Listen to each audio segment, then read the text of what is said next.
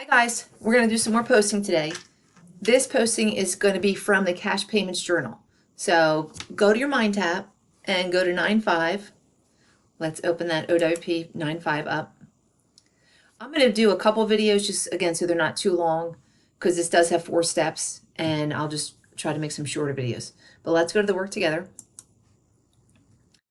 When you get to the work together, again, you have the Cash Payments Journal that we just did in the previous section, and it says the October cash payments journal for golden fabrics have been journalized. Determine the totals of each cash payments journal. Enter 0 if the column total is 0.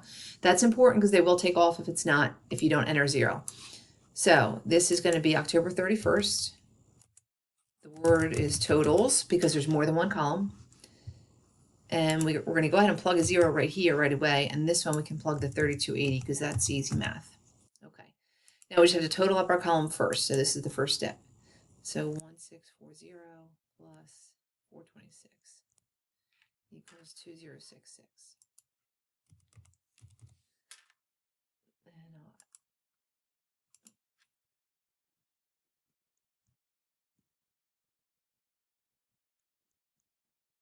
plus 64 plus 48.15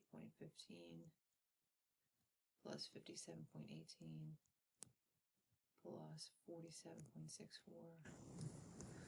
plus 1.05. 1917.02.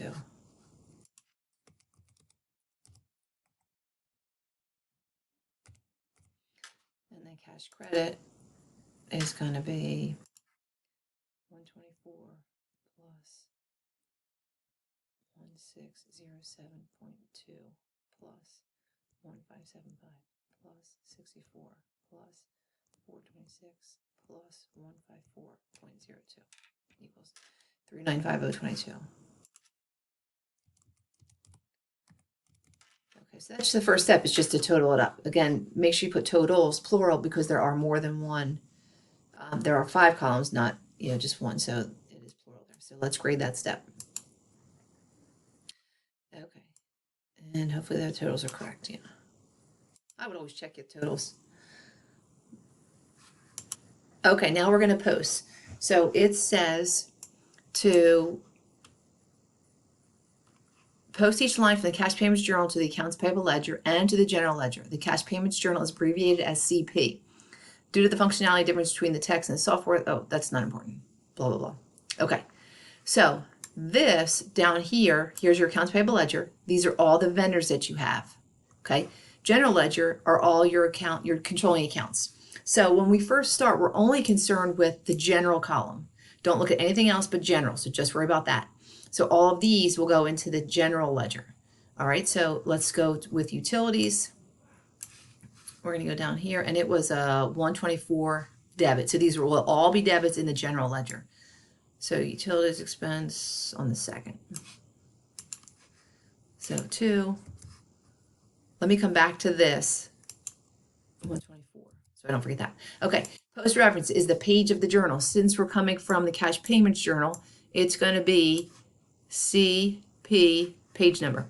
Okay. So we're going to put CP10 in there. So everything coming from this page is going to be CP10. And then we're going to add, since that's a debit and the 124 is a debit, we're going to add those two together. 948.59 plus 124. So the new debit balance is 107259. 1072.59. And then we go back to our journal up top here and we put the account number of 6170 up here. And then we keep going down. Now we're going to gray manufacturing. So gray manufacturing, it does get posted twice. It will go once into the accounts payable ledger and once into the general ledger, but let's do the accounts payable ledger first. So gray manufacturing, it occurred on the 3rd, still coming from CP10. It's a debit of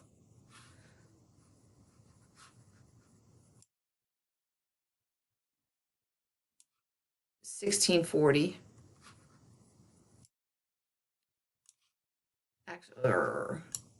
It's a debit of $1640, so the new balance there is 0, so you have to put the 0 in. Then we're going to put the account number of 210 back here. I did say we were just going to worry about the general ledger first, but it's not a big deal. So anything in the general debit, general credit, or accounts payable debit will get posted individually, individual items. And then we'll go back and do the rest. Okay, purchases, 1575 debit. So let's go to purchases. 1575 debit. I always put the number in first just so I won't forget. It's still coming from CP10. The date is 9. And my new balance there is going to be 94128.25 plus 1575 equals 95703.25. 95703.25.